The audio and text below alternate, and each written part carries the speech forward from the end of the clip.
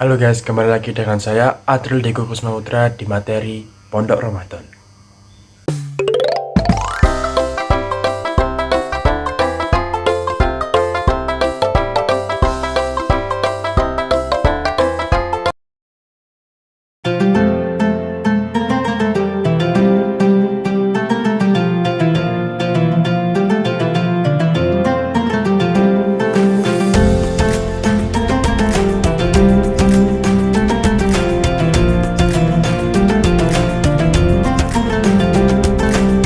Assalamualaikum warahmatullahi wabarakatuh. Nah teman-teman, di materi Pondok Ramadan yang pertama ini kita akan membahas salah satu ibadah yang paling dinantikan di bulan Ramadan ini, yaitu ibadah puasa ini. Teman-teman tahu nggak kalau puasa itu termasuk rukun iman yang keberapa? Benar, ibadah puasa itu merupakan rukun iman yang ketiga nih teman-teman, dari cabang rukun iman yang lainnya, dimana kita itu diwajibkan untuk menahan diri dari makan, minum, serta segala jenis hawa nafsu dari terbitnya fajar sampai matahari terbenam teman-teman. Jadi nggak boleh kita makan, minum dengan rukun syarat-syarat tertentu, segala hawa nafsu nggak boleh, ngomong kotor, segalanya yang berbau kejahatan, kemaksiatan itu nggak boleh kita lakukan selama puasa sampai nanti waktu tibanya maghrib nih teman-teman, seperti itu ya.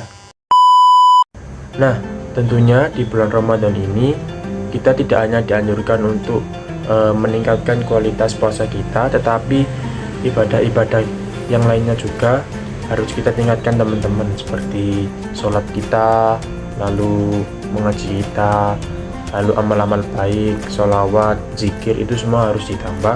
Karena kenapa? Karena di bulan Ramadan ini semua pahala itu ditingkatkan pahalanya sama Allah Subhanahu wa taala.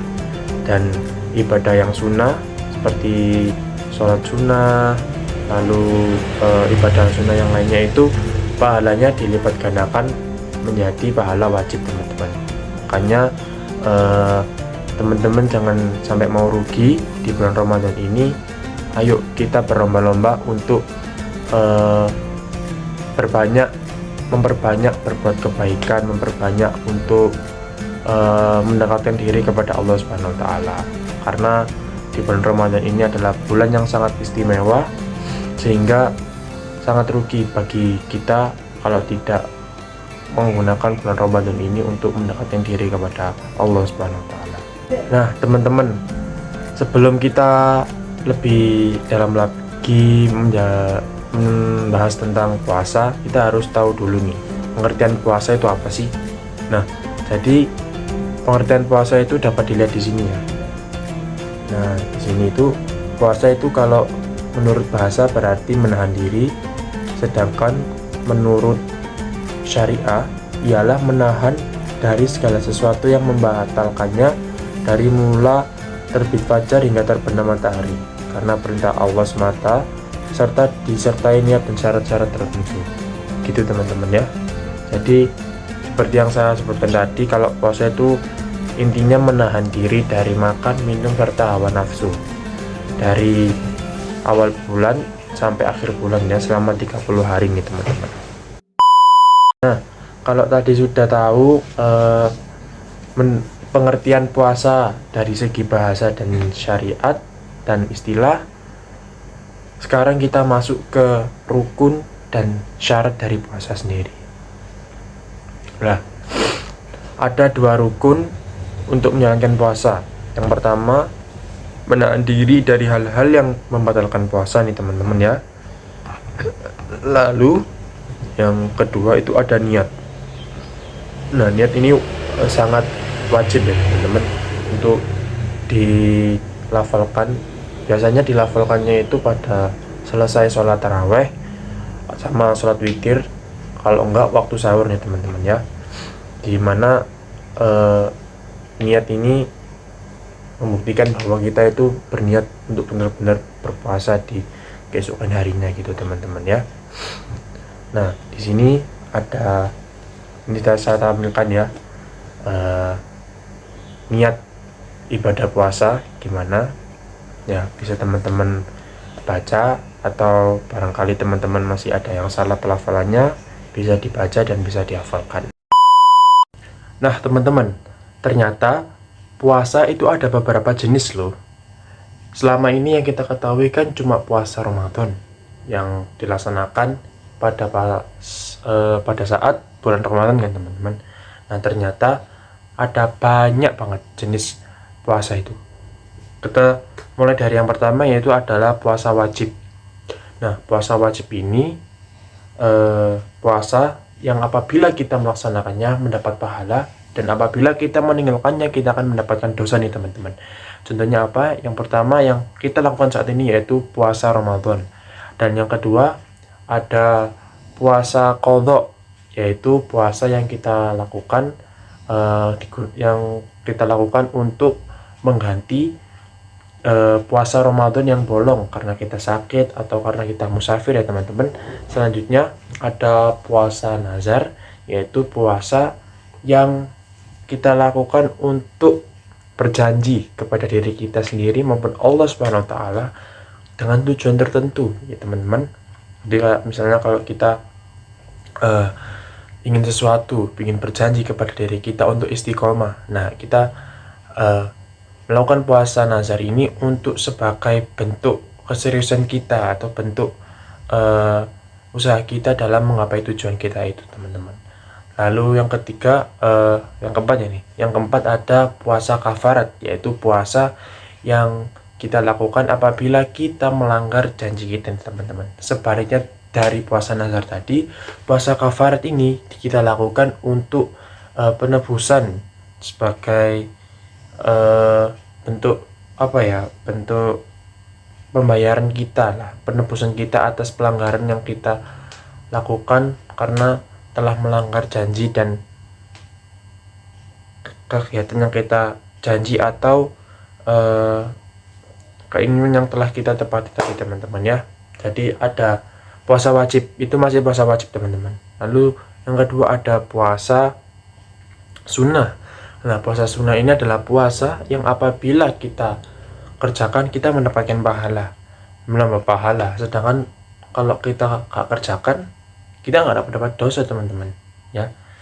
Contohnya apa? Ada puasa Senin Kamis biasanya dilakukan sama teman-teman ya. Ada puasa 6 hari di bulan Syawal, ada puasa Arafah, ada puasa Ayyamul Bid, dan masih banyak lagi teman-teman ya. Jadi kita tuh jangan terpaku pada puasa Ramadan aja nih teman-teman. Harapannya dengan teman-teman mengetahui ini, teman-teman dapat mengamalkan puasa-puasa sunnah lainnya yang dapat menambah pahala kita ya teman-teman ya, yang dapat mendekatkan diri kita kepada Allah Subhanahu wa taala. Lanjut kita ke puasa yang terakhir, yaitu puasa haram. Puasa haram adalah puasa yang tidak boleh dilakukan pada hari-hari tertentu. Hari-hari tertentu apa saja? Contohnya berpuasa pada 2 hari raya Idul Fitri dan Idul Adha. Lalu juga ada puasa pada hari tasyrik, yaitu pada tanggal 11, 12, dan 13 Hijriah nih teman-teman. Selanjutnya syarat wajib puasa. Yang pertama pastinya harus beragama Islam ya teman-teman. Lalu yang kedua harus berakal sehat atau balik ya, atau cukup umur, sudah dewasa ya. Kalau masih kecil hukumnya tidak wajib, tapi kalau balik harus wajib puasa. Lalu yang ketiga kuat dan mampu berpuasa, kuat fisiknya, mampu menahan lapar, minum, serta hawa nafsu dari terbitnya fajar sampai maghrib teman-teman. Dan yang terakhir berakal tadi ya. Lalu syarat sahnya puasa harus beragama Islam, mumayyiz atau masa usia kurang lebih 7 tahun, dapat membedakan mana yang baik dan mana yang buruk. Lalu ada suci dari haid dan nifas yang merupakan najis, serta pada waktu yang diperbolehkan untuk berpuasa. Tujuan berpuasa itu apa saja sih teman-teman? Yang pertama, mendekatkan diri kita kepada Allah Subhanahu wa taala, itunya pasti ya teman-teman. Lalu mengajarkan rasa empati, menumbuhkan rasa kemandirian, menjaga kesehatan teman-teman. Ya, meningkatkan solidaritas sosial, serta meningkatkan kebersihan moral atau kebersihan diri kita nih teman-teman. Lanjut kita ke materi selanjutnya ya teman-teman.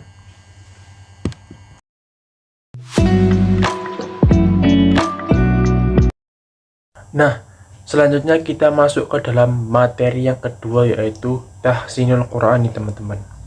Nah, buat teman-teman yang belum tahu apa itu tahsinul Quran, tahsinul Quran dalam bahasa Indonesia berarti memperindah Al-Quran atau menghias Al-Quran. Ini mengacu pada praktik membaca, menghafal, dan mempelajari Al-Quran dengan baik dan indah, baik dari segi pengucapan maupun makna. Nah, teman-teman, tahsinul Quran ini ada hubungannya dengan bulan Ramadan nih teman-teman. Bulan Ramadan kan bulan penuh berkah ya. Jadi, kalau kita melakukan amal kebaikan, maka pahala dari kebaikan itu ditambahkan oleh Allah Subhanahu wa taala. Nah, tahsinul Quran ini adalah salah satu upaya yang dapat kita lakukan sebagai umat muslim untuk meningkatkan ketakwaan kita kepada Allah Subhanahu wa taala nih teman-teman. Mengapa? Karena dengan tahsinul Quran kan kita membaca Al-Quran nih teman-teman. Membaca Al-Quran itu termasuk pahala.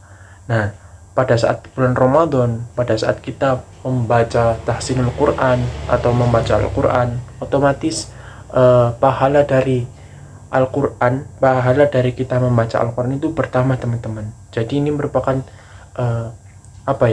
salah satu bentuk upaya yang harus kita lakukan nih teman-teman ya. Entah itu teman-teman pada saat waktu senggang, teman-teman baca Al-Quran, buka Al-Qurannya, buka mushafnya itu teman-teman ya. Teman-teman berusaha buat melantunkan Al-Quran, bacaan Al-Quran dengan indah teman-teman. Nah, itu salah satu bentuk tahsinul Quran ya teman-teman. Tahsinul Quran ini merupakan aspek penting dalam tradisi Islam yang menekankan pentingnya memperlakukan Al-Quran dengan penuh penghormatan dan memahami isinya dengan baik nih teman-teman ya. Kesempatan buat teman-teman sekalian paham dengan maknanya Al-Quran ya, paham dengan isinya Al-Quran itu apa, isi dari surah per surahnya itu gimana gitu ya teman-teman ya. Nah, dalam tahsinul Quran ini ada tingkat-tingkatan ya. Kepada seseorang, bagaimana cara untuk memahami dari Al-Quran itu sendiri. Tingkatan awal, tingkatan yang pertama yaitu tingkatan dengan mempelajari tajwid dasar seperti pengucapan huruf-huruf dengan benar dan menerapkan aturan-aturan dasar tajwid ya.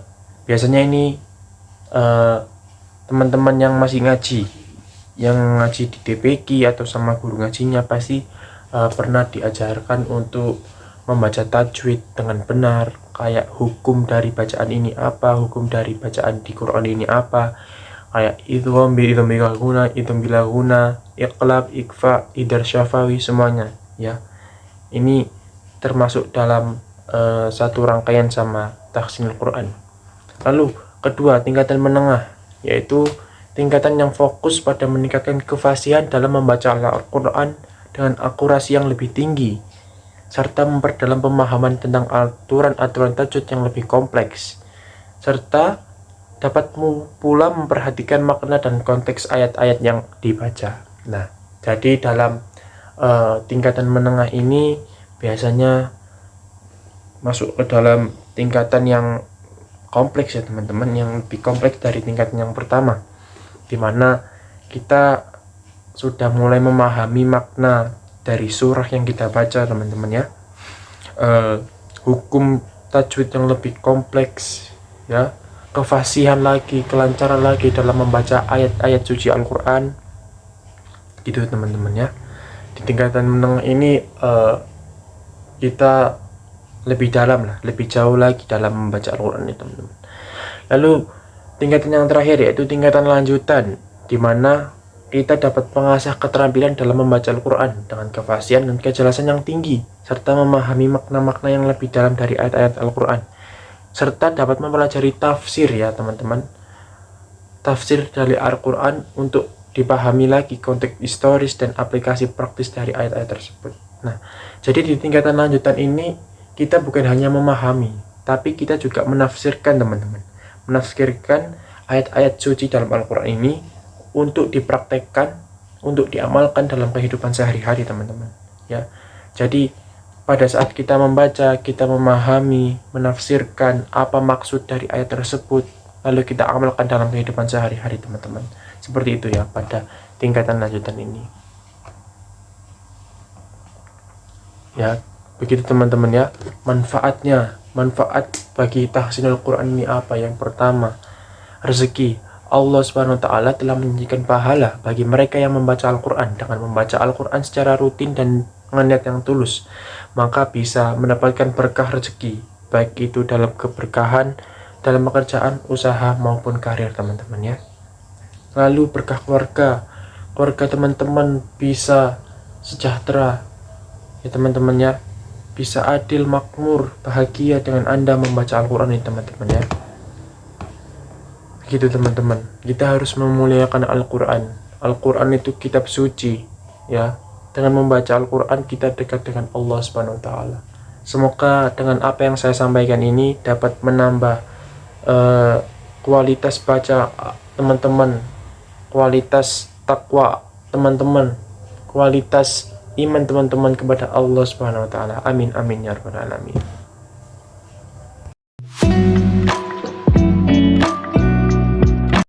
Lanjut, kita akan membahas tentang sholat dengan khusyuk serta dengan tumakninah teman-teman ya. Jadi yang dimaksud dengan khusyuk itu apa? Khusyuk itu menurut para ulama itu ketenangan hati dan jiwa saat melakukan sholat teman-teman. Artinya hatinya itu tenang tanpa memikirkan apapun sesuatu yang di luar sholat. Lalu ketenangan hati tersebut terpancar pada anggota badan sehingga melahirkan sikap yang tenang pula. Jadi kelihatan nih teman-teman ya, orang yang sholat dengan yang khusyuk sama yang gak khusyuk itu kelihatan. Kalau orang yang khusyuk itu pasti sholatnya tenang, gerakannya pelan ya, dinikmati, dirasakan kekhusyukannya pada Allah Subhanahu wa taala. Beda dengan orang yang terburu-buru, pikirannya kemana-mana, pikirannya tentang utang, pikirannya tentang cucian, tentang rumah tetangga, apapun itulah. Beda ya sama kalau orang sholat yang khusyuk. Orang sholat yang khusyuk itu dikhususkan kepada Allah Subhanahu wa taala ya. Ditujukannya hanya untuk Allah Subhanahu wa taala. Komunikasi dengan Allah Subhanahu wa taala teman-teman ya. Berikut ada beberapa cara yang bisa teman-teman lakukan agar sholatnya menjadi khusyuk. Yang pertama, pastinya menyempurnakan wudhu dulu teman-teman. Jadi teman-teman harus memperhatikan gerakan-gerakan, langkah-langkah wudhu. Teman-teman cermati dengan betul ya. Jangan sampai terselip, jangan sampai terlewat. Dibasuh dengan sampai merata agar sholatnya nanti sah ya teman-teman. Lalu yang kedua, sholatnya itu di awal waktu, jadi nggak ditunda-tunda teman-teman. Dengar adzan, oh ya wudhu sholat langsung, nggak usah pakai gerak-gerakan lama, nggak usah. Ngegim dulu, nanti aja ngegimnya habis sholat ya teman-teman. Lalu yang ketiga, meninggalkan kesibukan dunia. Itu tadi yang saya maksud ya, ada kerjaan ya, udah sholat tinggalkanlah dulu kerjaannya, baru sholat, baru kerjaan lagi gitu teman-teman ya. Lalu mencari tempat yang nyaman, jangan ada orang karaokean teman-teman malah sholat di tempat situ ya. Teman-teman carilah masjid keluar rumah gitu teman-teman ya. Cari tempat yang nyaman yang bisa bikin teman-teman tuh khusyuk untuk melaksanakan sholatnya, tidak tergesa-gesa, tidak menahan buang hajat, itu teman-teman termasuk. Jadi teman-teman khusyuk, fokus, konsentrasi kepada ibadah sholat itu teman-teman ya. Seperti itu teman-teman. Nah teman-teman, selanjutnya kita akan membicarakan tentang tu'manina. Tu'manina ini merupakan bagian dari kekhusyukan kita dalam sholat ya teman-teman. Tanpa tu'manina, sholat kita tidak akan menjadi sah teman-teman. Tu'manina merupakan bagian dari kesempurnaan sholat. Sesuai dengan hadis, seburuk-seburuknya pencuri adalah yang mencuri dari sholatnya teman-teman ya. Jadi tu'manina ini apa? Bagi teman-teman yang tidak tahu, sederhananya tu'manina ini pada saat kita melakukan gerakan-gerakan sholat, pastinya kita akan diam pada saat tertentu kan, diam beberapa saat. Nah misalnya kita ruku, Allahu Akbar, kita baca subhana rabbiyal azim wa bihamdi. Nah ini yang dimaksud dengan tu'manina teman-teman ya. Kekhusyukan kita, kesempurnaan kita dalam melakukan sholat ini teman-teman ya. Bagaimana cara melaksanakannya? Contohnya aja waktu kita bertakbir Allahu Akbar ya, lalu baca surat Al-Quran yang mudah bagi kalian ya. surat yang mudah bagi teman-teman sekalian. Gitu teman-teman ya. Tanpa tumanina sholat kita menjadi tidak sah. Tumanina adalah bentuk kesempurnaan kita dalam melaksanakan sholat. Ya, kedekatan kita lihat dari tumanina teman-teman. Terima kasih.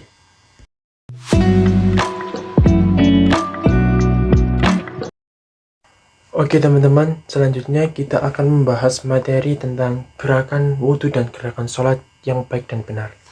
Nah, perlu diketahui teman-teman bahwa salah satu syarat sahnya dikiranya sholat itu adalah wudhu teman-teman. Jadi kalau wudhu kita tidak benar, wudhu kita tidak sah, sholat kita jadi tidak sah teman-teman.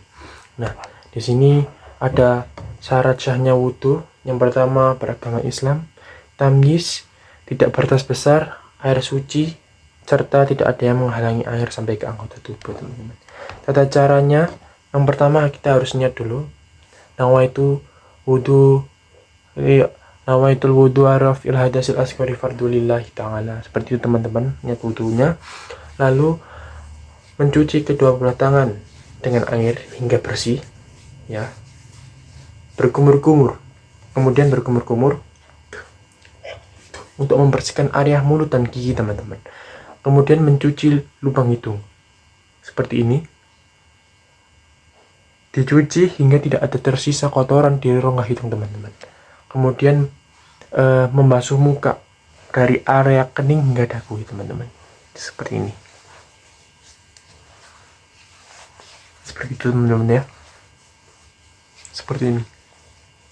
Lalu mencuci kedua belah tangan hingga siku-siku. Sampai sini. Nah, sini teman-teman. Menyapu sebagian rambut kepala. Segini aja nih cukup. Mengusap kedua belah telinga, sini, kayak gini. Ya teman-teman, seperti ini. Lalu mencuci kedua belah kaki dengan jari-jari hingga mata kaki. Seperti itu teman-teman ya. Lalu membaca doa setelah wudhu. Asyhadu an la ilaha illallah wahdahu la syarikalah wa asyhadu anna Muhammadan abduhu wa rasuluh. Allahumma ja'alni minat tawwabin wa ja'alni minal mutatahhirin wa ja'alni min ibadikas sholihin. Seperti itu teman-teman ya. Oke teman-teman, kalau tadi kita sudah mempraktikkan gerakan wudhu dengan baik dan benar, selanjutnya kita akan mempraktikkan gerakan sholat. Yang pertama kita harus membaca niat. Rukun sholat yang pertama itu membaca niat teman-teman ya. Niat bisa diucapkan secara lisan maupun dalam hati teman-teman. Lalu kita harus berdiri ya, berdiri. Rukun iman yang kedua yaitu melaksanakan sholat sambil berdiri. Namun bagi orang yang tidak mampu atau sakit, sah untuk melaksanakan sholat sambil berbaring atau duduk teman-teman ya. Lalu kita melaksanakan takbiratul ihram teman-teman ya. Allahu Akbar, Allahu Akbar. Seperti itu takbiratul ihram. Lalu membaca Al-Fatihah. Al-Fatihah setelah takbiratul ihram, membaca doa iftitah, lalu membaca doa Al-Fatihah. Lalu ruku dengan tumanina ya. Ruku dengan tumanina sambil membaca subhana rabbil azimi wa bihamdi, subhana rabbil azimi wa bihamdi, subhana rabbil azimi wa bihamdi sebanyak 3 kali teman-teman. Lalu i'tidal dengan tumanina sama i'tidal sambil Allah liman hamidah. Rabbana lakal hamdu hamdan katsiran thayyiban mubarakan fi. Seperti itu ya teman-teman. Sebanyak 3 kali juga. Lalu sujud 2 kali dengan tumanina, duduk di antara 2 sujud, duduk akhir, tasyahud akhir, membaca salat Nabi, mengucap salam, tertib dan berurutan. Ada 13 langkah teman-teman. Seperti itu teman-teman ya. Lanjut ke materi selanjutnya.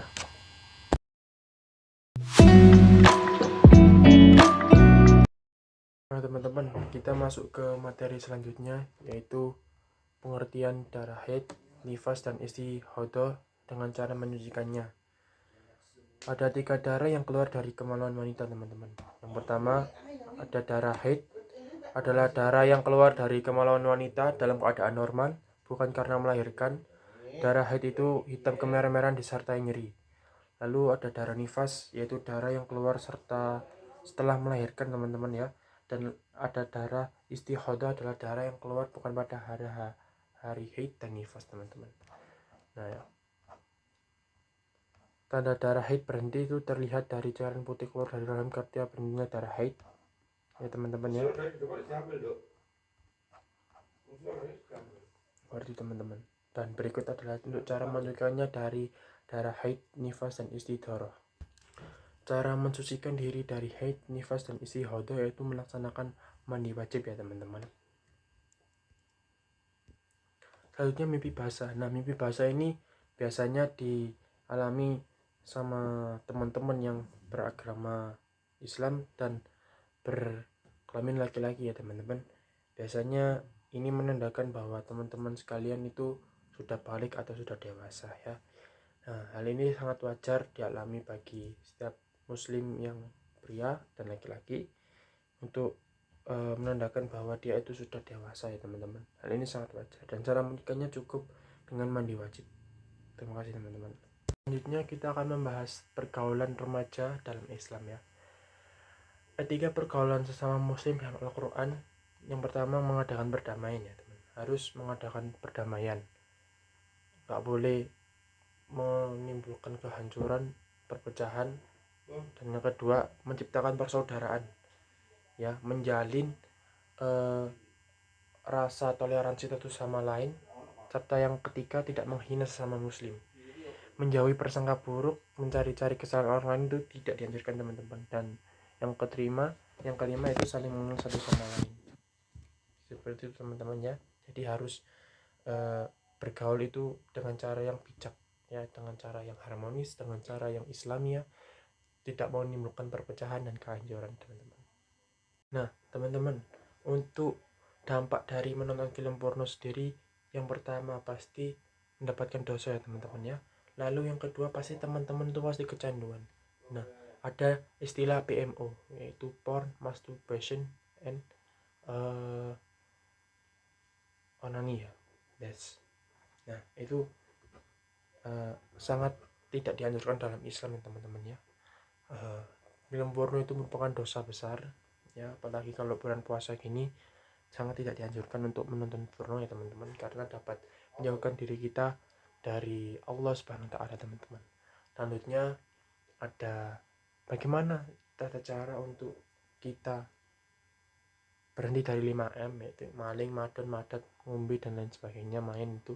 Yang pertama mendekatkan diri dari Allah Subhanahu wa taala ya. Lalu selanjutnya kita harus introspeksi dengan lingkungan sekitar kita teman-teman ya. Introspeksi dengan lingkungan kita, apakah lingkungan kita baik atau buruk untuk kita berbuat kebaikan, untuk kita berbuat kejahatan. Kita harus introspeksi ya teman-teman ya. Karena perbuatan madon, madat dan lain-lain itu sangat tidak dianjurkan dalam Islam, termasuk dosa besar teman-teman. Dan untuk mengantisipasinya harus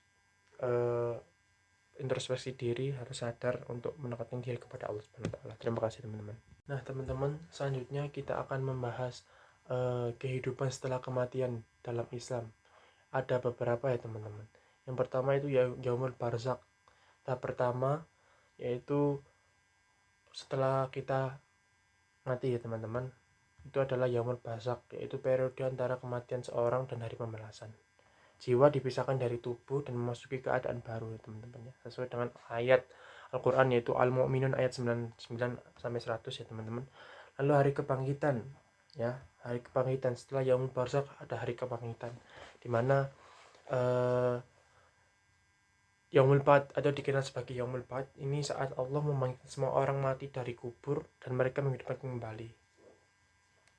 Ya, peristiwa ini ditandai dengan gempa bumi dan kekacauan lainnya, sesuai dengan ayat Al-Quran Az-Zumar ayat 68. Lalu hari pengadilan. Hari pengadilan ini juga dikenal sebagai Yaumul Qiyamah, yaitu Allah menghakimi seluruh umat manusia atas segala tindakan mereka pada saat hidup di dunia ini ya teman-teman, sesuai dengan ayat Al-Quran surat Al-Anbiya ayat 47. Dan yang terakhir ada Yaumul Hisab, dimana